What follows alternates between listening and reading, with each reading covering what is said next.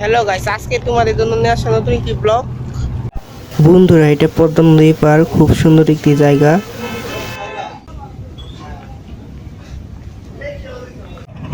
বন্ধুরা, বোটগুলো উপরে উঠে নদী অনেক কিছুই দেখলাম।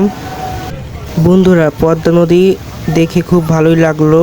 নদীর স্রোত অনেক। বন্ধুরা, পদ্মা নদীর ওপারে চর পড়েছে।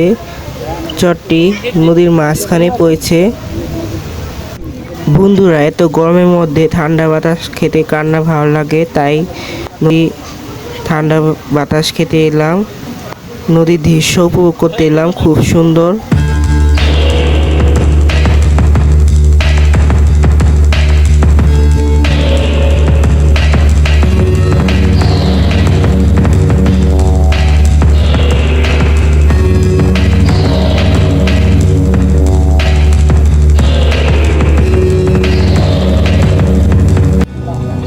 বন্ধুরা, আজকে ভিডিও এখানে শেষ করছি।